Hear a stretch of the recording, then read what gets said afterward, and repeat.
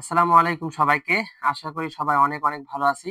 আজকে আমরা এইচএসসি কেমিস্ট্রির ফার্স্ট পেপারের যে ৩য় অধ্যায়, মৌলের পর্যায়ভিত্তিক ধর্ম। এই অধ্যায়ের যে একটা কনসেপ্ট আছে ক্রিস্টাল ফিল্ড থিওরি অর্থাৎ সংক্ষেপে সিএফটি। এটা নিয়ে একটু আলোচনা করব। তো এটা নিয়ে আলোচনা করার আগে আমাদের ডি অরবিটাল সম্বন্ধে জানতে হবে। তো আমরা জানি যে ডি অরবিটাল ৫ ধরনের DXY, DYZ, DZX, DX² Y² আরেকটা কি DZ²। তো এই যে XY এইটা রিপ্রেজেন্টেশন দিয়ে বুঝতে পারছি আমরা যে XY তলের মধ্যে এর অরবিটাল দুইটা অ্যালাইন থাকবে। তো আমরা যদি দেখি যে এইটা দাও X আর এইটা দিই Y, তাহলে X আর Y এর মাঝে তার মানে এই তলটাই। এই যে এই এটা হচ্ছে DXY। এখন যদি আমরা YZ টা দেখি, আচ্ছা জাস্ট এটাকে Y করে দাও আর এটাকে Z করে দিই। তাহলে আমরা YZ টা পাই এইটা আর এটা। এটা হচ্ছে YZ। এবার যদি ZX দেখি, যে এই বরাবর Z চিন্তা করো, এই বরাবর X চিন্তা করো, তাহলে হচ্ছে এই আর এই। এটা হচ্ছে DZX।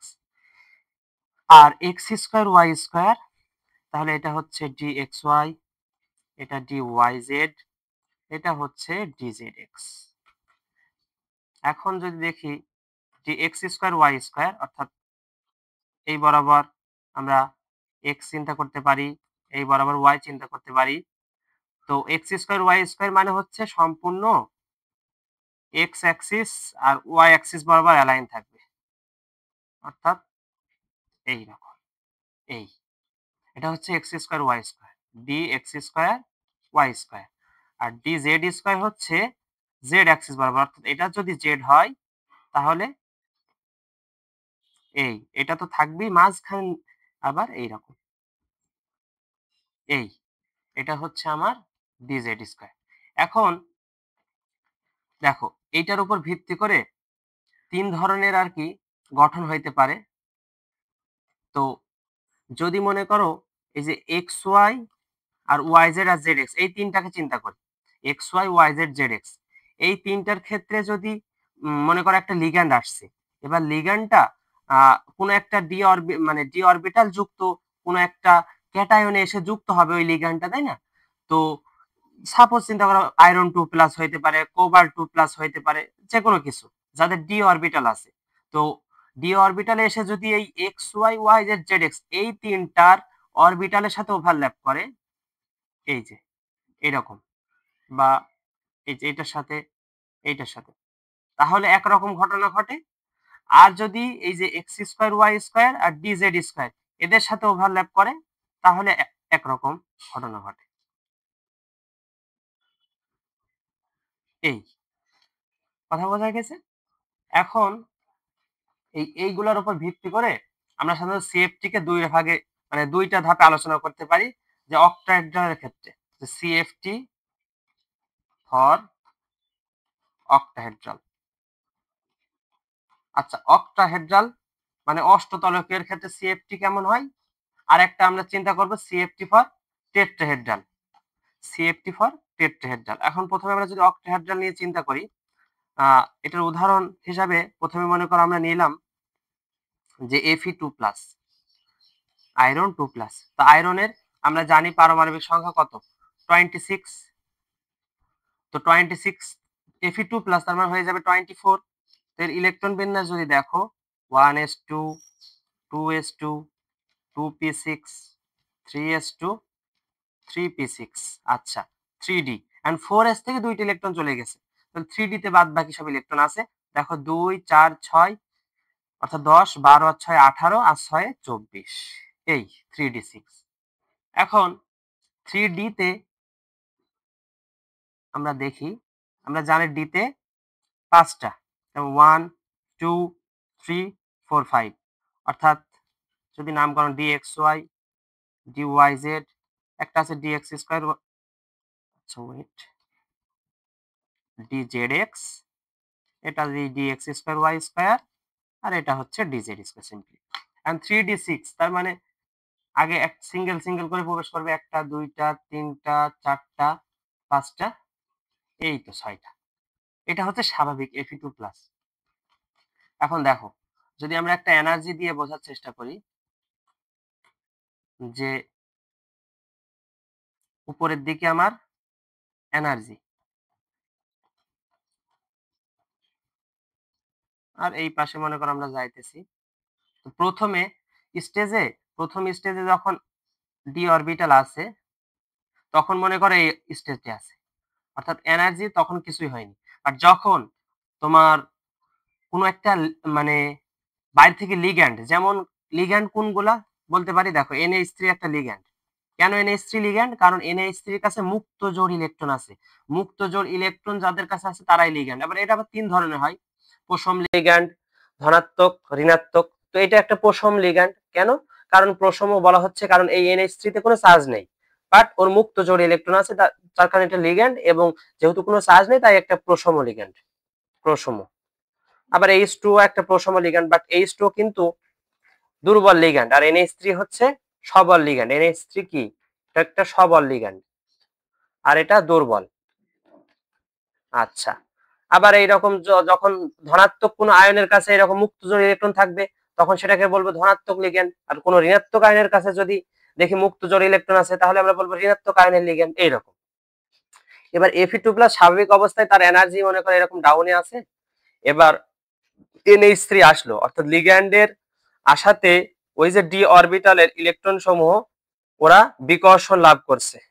কি লাভ করতেছে? বিকর্ষণ। অর্থাৎ ডি অরবিটালের যে সন্নিবেশগুলো দেখলাম, ওই অরবিটালের ওই সন্নিবেশের সাথে এই যে লিগ্যান্ডের যে ইলেকট্রন, এদের একটা বিকর্ষণ হয়, আর যত বিকর্ষণ হবে তত তোমার এভারেজ এনার্জি বাড়তে থাকবে। তার মানে এই যে এভারেজ এনার্জি এখানে চলে আসলো এই জায়গায়, এই 1 2 3 4 5, এবং এখানে Fe2+। এটা কি? Fe2+, এবং ওইটার এর মতোই থাকবে প্রথমে 1 2 3 4 5 6, এই এটা একটা এভারেজ এনার্জি অবস্থা, AVG এনার্জি লিখলাম। আচ্ছা, এখন এই এভারেজ এনার্জি, এবার কাজ হচ্ছে কি, আমার যে লিগ্যান্ড NH3 ও এবার অ্যাটাক করবে। এবার NH3 যখন অ্যাটাক করবে মানে ডিরেক্ট ওই অরবিটালের মধ্যে সেই ইলেকট্রন প্রবেশ করাইতে চাইবে, তো তখন আরো বেশি হচ্ছে মানে এনার্জি দুইটা ভাগে স্প্লিট হবে, বুঝছো? অর্থাৎ এনার্জির যে অরবিটাল গুলো আছে সেটা দুইটা হেতে স্প্লিট হবে। এখন কেন স্প্লিট হইলো দুইটা পোর্শনে? এর কারণ হচ্ছে যখন NH3 আক্রমণ করবে, ও x² y² আর z² এই দুইটার সাথে এসে অ্যাটাক করবে, বুঝছো? অর্থাৎ আমরা যে একটু আগে দেখলাম না যে এই যে x² y², এটা x² y² দেখলাম, আর এটা দেখছিলাম হচ্ছে z², তাই না? তার মানে এই যে অ্যাটাকটা করবে NH3 সেটা হচ্ছে এই x² y² আর z², এদের অরবিটালে অ্যাটাক করবে। আর যেহেতু এদের অরবিটালে অ্যাটাক করবে তার মানে এদের অরবিটালের ইলেকট্রনের সাথে তোমার NH3 এর যে লিগ্যান্ড এর যে ইলেকট্রন বা মুক্ত জোড় আছে তাদের বিকর্ষণ ঘটবে বেশি, আর যত বিকর্ষণ তত বেশি হচ্ছে শক্তির স্প্লিট হবে, তত এনার্জি বেড়ে যাবে। এই জন্য উপরের দিকে এইরকম দুইটা থাকবে, জাস্ট এই যে দুইটা, এই দুইটা কি কি রিপ্রেজেন্ট করতেছে? প্রথমটা করতেছে মনে করো dx² y², আর দ্বিতীয়টা করছে dz²। এবং এই স্তরটার একটা নামও আছে যেটারে বলা হচ্ছে ইজি স্টেট। আর নিচের দিকে থাকবে তিনটা। কেন বলতো? কারণ ওভারঅল আমরা জানি কয়টা? পাঁচটা। তার মধ্যে দুইটার সাথে যেহেতু NH3 অ্যাটাকতে আসতেছে বা বিকর্ষণ করতেছে পরস্পরের সাথে অরবিটাল এবং মুক্ত যে ইলেকট্রন, তাই দুইটা হচ্ছে উপরে চলে গেল। অর্থাৎ দেখো উপরের দিকে এনার্জি বোঝাচ্ছি, তার মানে এটার এনার্জি লেভেল এইটা, এই দেখো এনার্জি লেভেল, মাঝখানে এটা এভারেজ এনার্জি এই যে, আর নিচেরটার সাথে দেখো মানে এভারেজ এনার্জি থেকেও কমে গেছে। এর কারণ কি? এর কারণ হচ্ছে যে এই বরাবর যে NH3 আক্রমণ করতেছে না, তার মানে ওর সুবিধা হচ্ছে ও হচ্ছে এনার্জি লেভেল নিচে চলে গেছে, অর্থাৎ ও কোনো এনার্জি পাইতেছে না, এক্সট্রা এনার্জি, যেহেতু ওর সাথে কেউ বিকর্ষণ করতেছে না, ওর অরবিটালে এসে কেউ আক্রমণ করতেছে না। এটা হচ্ছে রিজন। এখন ওইটা ইজি বলা হয়, এটা বলা হয় T2G, এটা বলা হয় কি T2G। এখন কথা হচ্ছে যে এই যে এনার্জি দেখো, এই এভারেজ এনার্জি থেকে উপরের দিকে যেটা যাচ্ছি এটা একটু বেশি এনার্জির গ্যাপ থাকে, এটা হচ্ছে অ্যারাউন্ড 0.6 ডেল্টা, 0.6 ডেল্টা। আর এভারেজ থেকে নিচের এইটুকু হচ্ছে দেখো কমে গেছে, তার মানে -0.4 ডেল্টা। এই আবার আমরা একটা জিনিস দেখতে পারি যে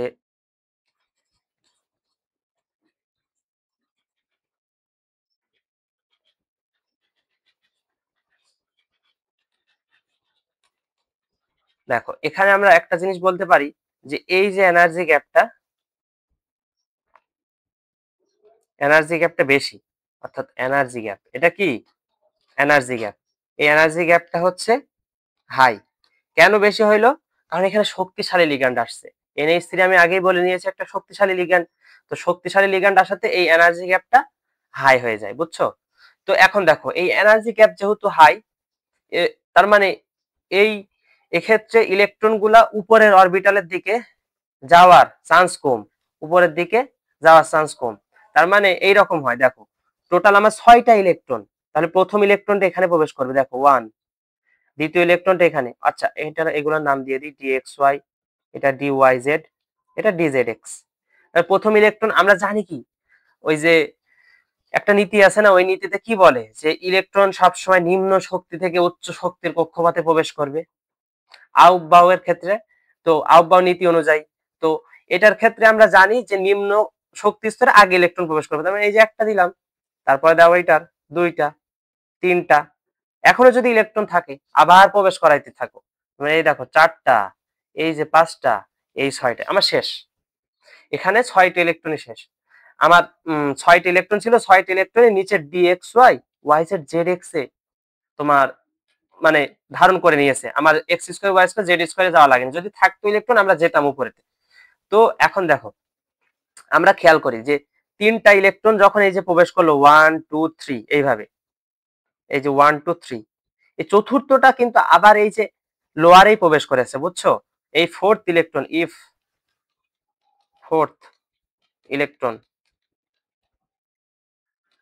reach DX² Y², then it will be called high spin complex, high spin complex। যদি চতুর্থ ইলেকট্রনটা উপরের অরবিটালে অর্থাৎ DX² Y² যেত, তাহলে আমরা এটা বলতাম high spin complex, rather it will be called low spin complex. তাহলে বলো তো এটা কোন spin complex? Low spin complex. Fe2+ আর NH3 তে যেটা তৈরি হয় সেটা হচ্ছে কি তৈরি হয়? লো স্পিন কমপ্লেক্স। কেন? কারণ চতুর্থ ইলেকট্রনটা লোয়ার অরবিটালেই থেকে যায়, বুঝছো? তাহলে এখান থেকে আমরা কয়েকটা জিনিস জানতে পারছি। দেখো আরেকটা জিনিস খেয়াল করো যে লাস্ট কক্ষপথে অরবিটাল গুলো সব কয়টা অরবিটাল ইলেকট্রন গুলা যুগ্ম অবস্থায় আছে, আর সব কয়টা যখন যুগ্ম অবস্থায় থাকবে, কোনো বিজোড় ইলেকট্রন থাকবে না, তখন তাকে আমরা বলবো ডায়াম্যাগনেটিক। কি বলবো? ডায়াম্যাগনেটিক, অর্থাৎ অ্যাবসেন্স অফ অড ইলেকট্রন, বিজোড় ইলেকট্রনের অনুপস্থিতি, তখন আমরা বলবো ডায়াম্যাগনেটিক। আর প্যারাম্যাগনেটিক কখন বলতে পারি আমরা? যখন প্রেজেন্ট অড ইলেকট্রন, অর্থাৎ বিজোড় ইলেকট্রন বা অযুগ্ম ইলেকট্রন যখন উপস্থিত থাকবে, তখন আমরা বলবো হচ্ছে প্যারাম্যাগনেটিক। তাহলে বলো তো এটা আমরা কি কি দেখলাম?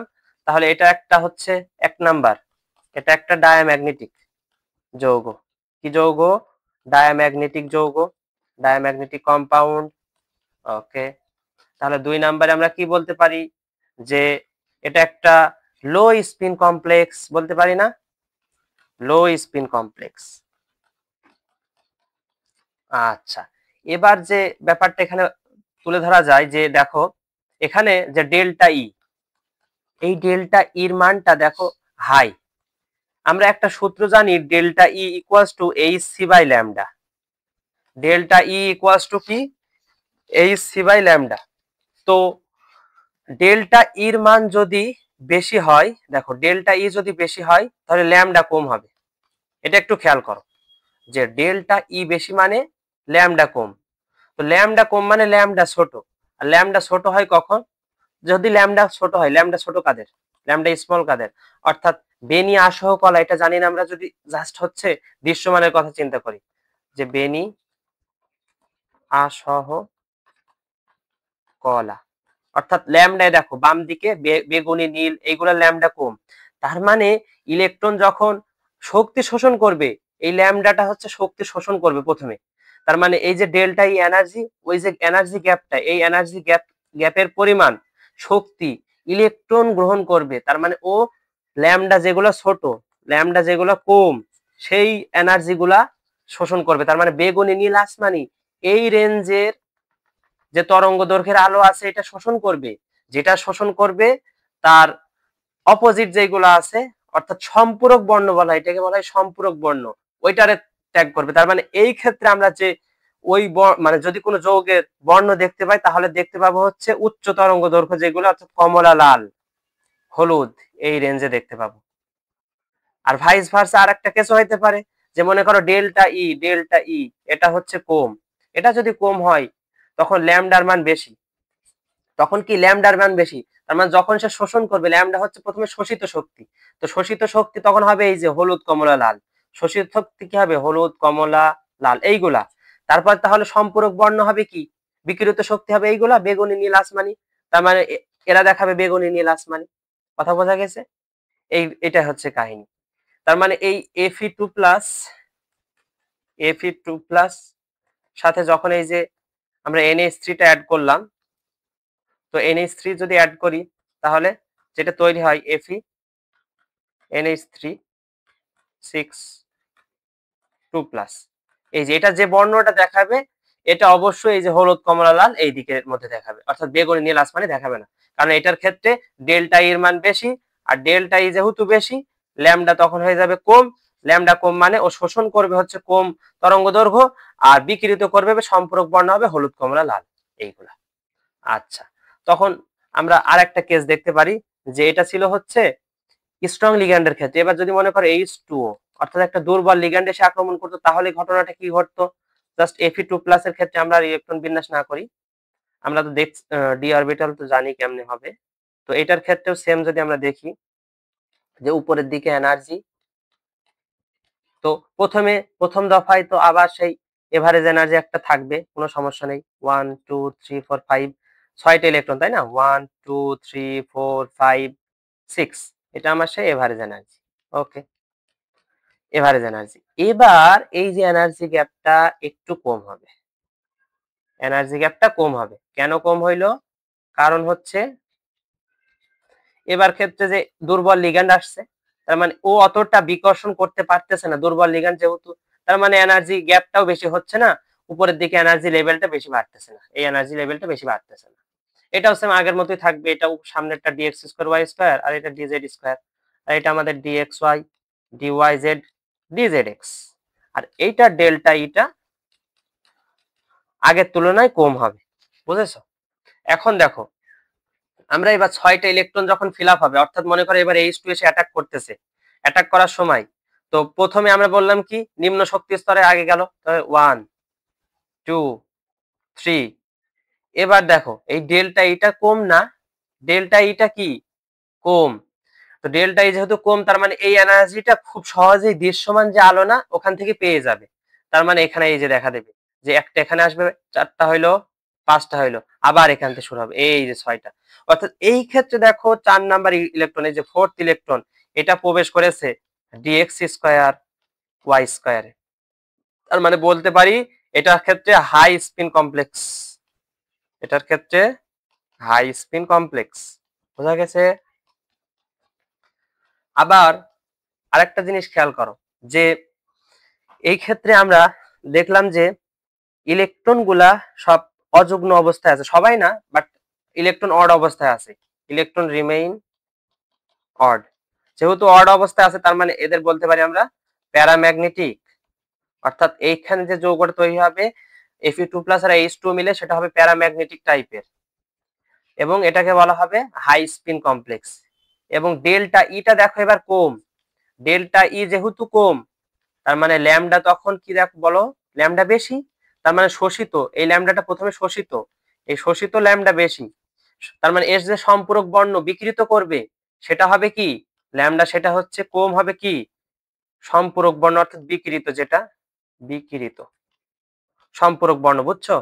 তো এই ল্যামডা কম মানে হচ্ছে নীল সবুজ, তার মানে এই যে Fe H2O6 2+, এটা অনেক সবুজ নীল এই টাইপের হয়ে যাবে, বুঝছো? এইটাই হচ্ছে কাহিনী। তো এটার ক্ষেত্রে এবার একটা জিনিস জাস্ট হচ্ছে মনে করো তো, যখন তোমরা এই যে তোমার সংকরায়ন বা এই টাইপের অরবিটাল গুলো পূরণ করতে তখন মুখস্থ করছিলা যে যখন শক্তিশালী লিগ্যান্ড আসবে তখন আমরা সব কয়টা বামে সরাই দিয়ে যুগ্ন যুগ্ন করে দিব, আর যখন দুর্বল লিগ্যান্ড আসবে তখন তার পাওয়ার কম, তাই সব কয়টা অযুগ্ন অযুগ্ন অবস্থায় থাকবে, সেই ক্ষেত্রে আর যুগ্ন করার দরকার নেই। এইটাই কিন্তু এই ক্রিস্টাল ফিল্ড থিওরি আলোচনা করলো। দেখো অটোমেটিক, তুমি এখানে মুখস্থ করা লাগলো না, তুমি অটো দেখতে পাইলা যে এই যে এখানে দেখো তিনটা 6টা ইলেকট্রন ছিল, 3টা যুগ্ন তৈরি করে ফেলেছে অটোমেটিক। এটা তোমরা মুখস্থ করছিলা যে যখন NH3 বা শক্তিশালী লিগ্যান্ড আসে তখন সবাই যুগ্ন হয়ে যায়, এবং আমরা ক্রিস্টাল ফিল্ড থিওরি দিয়ে বুঝলাম যে আসলেই তো যুগ্ন হচ্ছে। ঠিক তেমনি যখন দুর্বল লিগ্যান্ড আসছে, ওটা ছিল স্ট্রং লিগ্যান্ডের ক্ষেত্রে, আর দুর্বল লিগ্যান্ড যখন আসলো তখন আমরা শিখছিলাম যে যুগ্ন করা লাগবে না, যেরকম আছে সেরকমই থাকবে। দেখো এটা এরকমই আছে, অর্থাৎ অযুগ্ন অবস্থায় ছিল অযুগ্ন অবস্থায় আছে, এটা আর যুগ্ন করা লাগে না। এটাই ছিল হচ্ছে টেট্রাহেড্রালের ক্ষেত্রে, অক্টাহেড্রালের ক্ষেত্রে আমার CFT অর্থাৎ ক্রিস্টাল ফিল্ড থিওরি। জাস্ট আমাদের আর একটা ছোট টপিক বাকি, টেট্রাহেড্রালের ক্ষেত্রে আমরা জাস্ট দেখি টেট্রাহেড্রাল, টেট্রাহেড্রাল CFT অর্থাৎ ক্রিস্টাল ফিল্ড থিওরিটা আমরা টেট্রাহেড্রালের জন্য কিরকম হয় সেটা দেখার চেষ্টা করব। তো এটার জন্য আমরা জাস্ট প্রথমে কোবাল্ট 2+, এটা নিই। তো আয়রন কোবাল্ট, কোবাল্ট হচ্ছে 27, দুইটি ইলেকট্রন চলে গেলে 25, মানে 1s2 2s2 2p6 3s2 3p6 3d। তাহলে আমাদের 6 আর 2 8 আর 2 10 আর 6 18, আমাদের লাগে আর হচ্ছে 7টা ইলেকট্রন, 18 আর 7 25, এবং 3d 7। আমরা d তে কিভাবে ইলেকট্রন গুলো আছে আমরা যদি দেখার চেষ্টা করি, 1 2 3 4 5 6 7, এটা হচ্ছে স্বাভাবিক একটা অবস্থা। ওকে, এখন দেখো যে আবার আমরা এনার্জির একটা যদি গ্রাফ দেখতে চাই অরবিটালের, যে উপরের দিকে এনার্জি, এভারেজ এনার্জি সে আগের মতোই একটু বেশি হবে, কারণ এখানে লিগ্যান্ড এসে আক্রমণ করবে। কোন লিগ্যান্ড? আবার সে আমরা ধরে নিলাম NH3, প্রথমে শক্তিশালী লিগ্যান্ডই আসছে, বুঝছো? অর্থাৎ প্রথমটা NH3 আক্রমণ করবে, NH3 শক্তিশালী লিগ্যান্ড, তাহলে এভারেজ এনার্জি একটু বেশি হয়েই যাবে, তাই না? কারণ হচ্ছে লিগ্যান্ডের সাথে অরবিটালের বিকর্ষণ ঘটেছে। তাহলে এই যে আমার 7টা ইলেকট্রন আমরা আঁকায় ফেলি, 1 2 3 4 5 6 7 এবার দেখো শক্তিশালী আসছে, তার মানে এটা একটু বেশি স্প্লিট হবে, বেশি স্প্লিট হবে, এনার্জিটা যেহেতু ডেল্টাই এবার বেশি হবে। এখন কথা হচ্ছে যে আমি প্রথমেই অরবিটাল দিয়ে দেখাইছিলাম যে অক্টাহেড্রালের ক্ষেত্রে x² y² z² এর দিকে আক্রমণ করে, আর টেট্রাহেড্রালের ক্ষেত্রে আক্রমণ করবে dxy dyz dzx এ। অর্থাৎ এই অরবিটাল গুলার যে আছে এই অরবিটালের উপর আক্রমণ চালাবে, তার মানে যাদের উপর আক্রমণ চালাবে তারা সবসময় শক্তি বেশি পাবে, তারা উপরের দিকে চলে যাবে। তার মানে এবার উল্টা কেস ঘটবে, এবার উপরে যাবে ওই তিনটা 1 2 3, এবং এই তিনটার নাম কি কি? dxy dyz dzx। আর নিচে আসবে কারা? দুইটা, জাস্ট dx² y² আর dz², এই তো।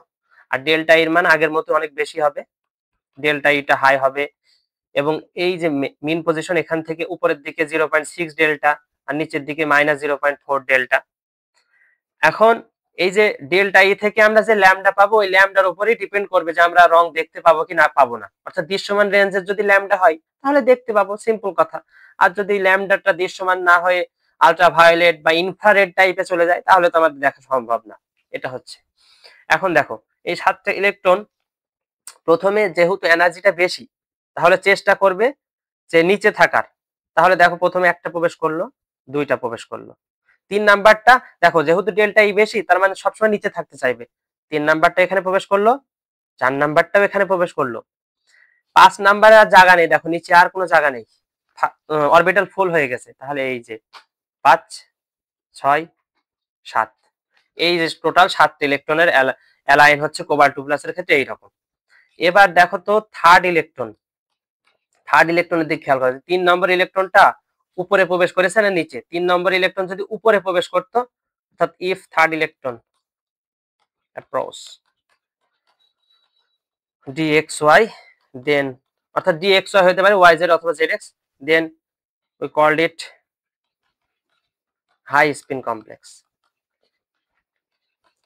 বাট এখানে সেটা ঘটেনি, এখানে থার্ড ইলেকট্রনটা নিচে রয়ে গেছে, তার মানে এটারে আমরা বলবো লো spin complex, low spin complex. ঠিক আছে। ঠিক তেমনি যদি আমরা খেয়াল করি এখানে দেখো অযুগ্ম ইলেকট্রন আছে কিন্তু, তার মানে এটা প্যারাম্যাগনেটিক টাইপ বলতেই পারি আমরা, প্যারাম্যাগনেটিক টাইপ বলতেই পারি। এই আরেকটা জিনিস এখানে খেয়াল করার মতো, যে আগের বার ছিল ইজি উপরে T2G নিচে, এবার কিন্তু দেখো উল্টাই গেছে, অর্থাৎ ইজি হচ্ছে নিচে আর T2G উপরে। ইজি মানে এক কথা x square y square z square অরবিটালকে বোঝায়, আর T2G মানে x y y z z x এদেরকে বোঝায়, আর কিছুই না। আর আমরা জাস্ট H2 এর ক্ষেত্রে দেখি, আমরা শেষ করি H2 এর ক্ষেত্রে। তো H2 এর ক্ষেত্রে দেখো এই উপরের দিকে এনার্জি, তাই না? উপরের দিকে এনার্জি, আর এই পাশে যদি আমরা যাইতে থাকি তাহলে প্রথমে অরবিটাল সে আগের মতোই থাকবে, 1 2 3 4 5, একটা, দুইটা, তিনটা, চারটা, পাঁচটা, ছয়টা, এই তো 7টা। এটা হচ্ছে আমার সেই এভারেজ এনার্জি, এটা এভারেজ এনার্জি। এবার দেখো এই শক্তিটা খুব একটা স্প্লিট হবে না, অরবিটালটা খুব একটা স্প্লিট হবে না। এর কারণ হচ্ছে এখানে দুর্বল লিগ্যান্ড H2 আসছে, দুর্বল লিগ্যান্ড H2 আসাতে খুব একটা অরবিটাল স্প্লিট হবে না, তবে স্প্লিট হবে এবং উপরের দিকে dxy yz zx যাবে। কারণ হচ্ছে আমরা জানি যে টেট্রাহেড্রালের গঠনের ক্ষেত্রে xy yz zx অরবিটালের দিকে আক্রমণটা হয়, আর এইদিকে dx square y square dz square. আবার যদি তুমি ফিল আপ করতে থাকো যে এই যে 1 2, এখন দেখো এই ডেল্টা ইটা কম, আগে ডেল্টা ইটা বেশি ছিল, আর এই ডেল্টা ইটা এতই কম যে তুমি স্বাভাবিকভাবে দৃশ্যমান আলো বা পারিপার্শ্বিক পরিবেশ থেকে পাইতে পারো। তার মানে ইজিলি ওই এনার্জিটা গ্রহণ করে সে পরবর্তী এই যে dxy অরবিটালে চলে যাবে, অর্থাৎ 3 নাম্বার ইলেকট্রন এখানে প্রবেশ করবে, 4 নাম্বার এখানে, 5 নাম্বার এখানে, এই যে 6, এই যে 7। তার মানে এই ক্ষেত্রে আমরা দেখলাম যে থার্ড ইলেকট্রন এটা প্রবেশ করেছে হচ্ছে dxy, অর্থাৎ উপরের দিকে বলতে এটার নাম আমরা জানি T2G, আর এটা হচ্ছে ইজি, অর্থাৎ dxy বা T2G তে প্রবেশ করেছে। আর যেহেতু থার্ড ইলেকট্রন T2G তে বা হাই এ প্রবেশ করেছে, তার মানে এই যৌগটা হবে হাই স্পিন কমপ্লেক্স একটা যৌগ, হাই স্পিন কমপ্লেক্স একটা যৌগ। আর এইটার ক্ষেত্রেও আমরা অযুগ্ম ইলেকট্রন দেখতেছি, তার মানে এটার ক্ষেত্রে আমরা বলতে পারি প্যারাম্যাগনেটিক টাইপ। আর এই যৌগগুলোর কালারের কথা আমরা আগেই বলেছি যে ডেল্টা ই বেশ কমের উপর নির্ভর করতেছে, ডেল্টা ই বেশি হলে ল্যামডার মান কমে যাবে, তখন শোষিত তরঙ্গ দৈর্ঘ্য কম হবে, বিকিরিত তরঙ্গ দৈর্ঘ্য বেশি হবে। আর ডেল্টা ই যদি কম হয় তাহলে ল্যামডার মান বেশি হবে, তার মানে শোষিত তরঙ্গ দৈর্ঘ্য বেশি হবে, বিকিরিত তরঙ্গ দৈর্ঘ্য কম হবে। এর উপর ডিপেন্ড করতেছে। ঠিক আছে, এটাই মূলত ছিল ক্রিস্টাল ফিল্ড থিওরি নিয়ে আলোচনা। আশা করি সবাই বুঝতে পারছো। যদি কোনো সমস্যা হয় আমাদের বলতে পারো, কমেন্ট সেকশনে তুমি ইজিলি সব কোশ্চেন করতে পারবে, কোনো সমস্যা নেই। কোনো কনফিউজ থাকলে অবশ্যই আমাদেরকে জানাবা। সবাই ভালো থাকো, আমাদের দেখা হবে নেক্সট ক্লাসে ইনশাআল্লাহ। আল্লাহ হাফেজ।